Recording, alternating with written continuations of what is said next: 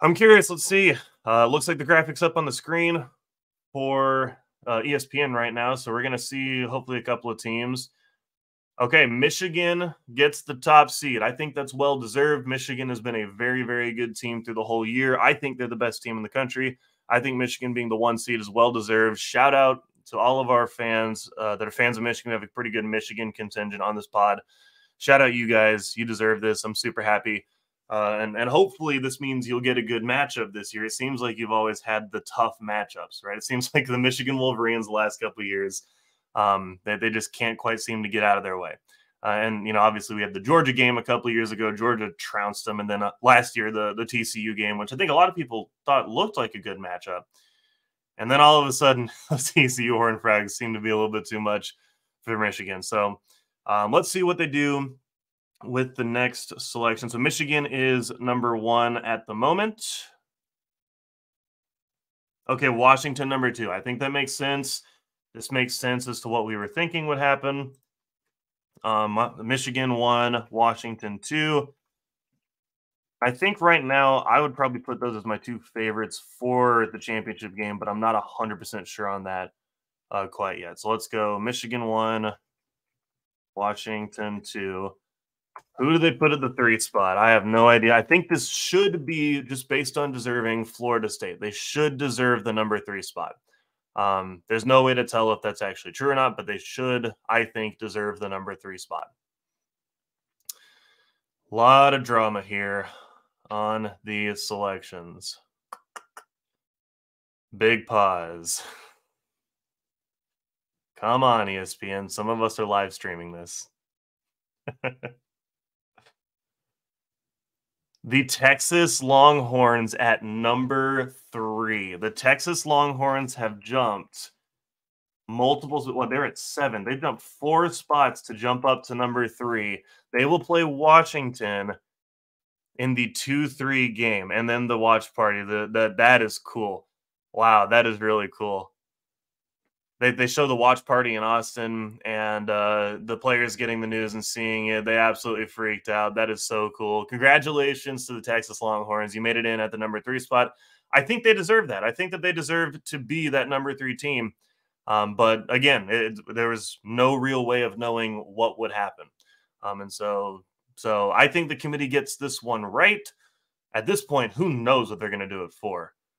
Maybe Alabama, maybe Florida State. I think it should be Florida State. I know that they haven't looked as good, that they're not a top team, but they are the undefeated conference champion. This would be, I believe, also the first time that an undefeated conference champion were to miss if Florida State does not get in at number 4. So a lot of drama right now comparing the resumes. Strength of schedule right now clearly favors Bama. Bama's at 5th, Georgia's at 37, and Florida State at 55. Win-losses against the top 25. Bama's 4-1, Georgia's 3-1, Florida State 3-0. Best wins for Bama are Georgia and Ole Miss.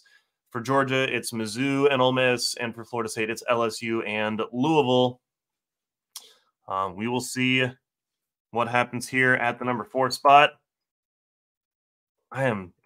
I am so curious what they do here. I have a feeling they're going to slide Bama in there at number 4 and hose the Seminoles. I hope that the Seminoles get a chance, but I have no idea.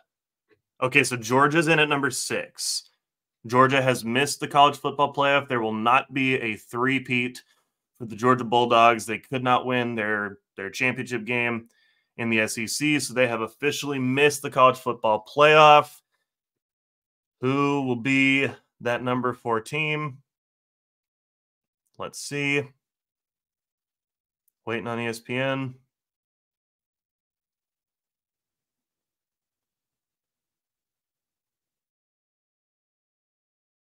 Alabama at number 4.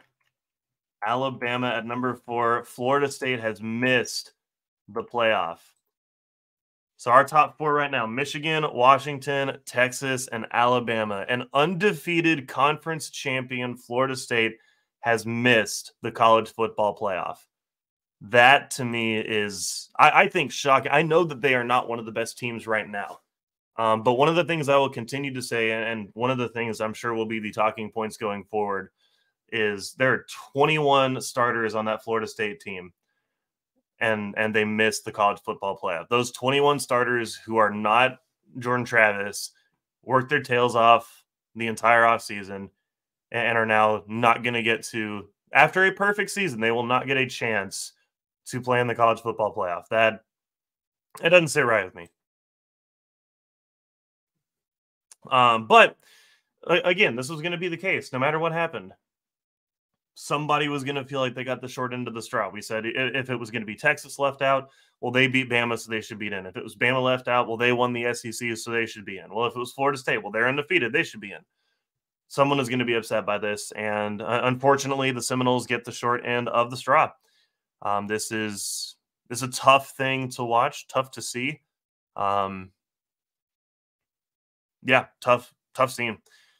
I'm gonna send a tweet out on Twitter real quick, but yeah, this is something real quick. We should be having some guests joining us soon to react about this with us. And again, we'll break some of this down in just a second. So I'm gonna fire off a tweet and see what happens. Let's see. That is crazy to me. That is just crazy. This is again, this is something the committee was gonna have to figure out.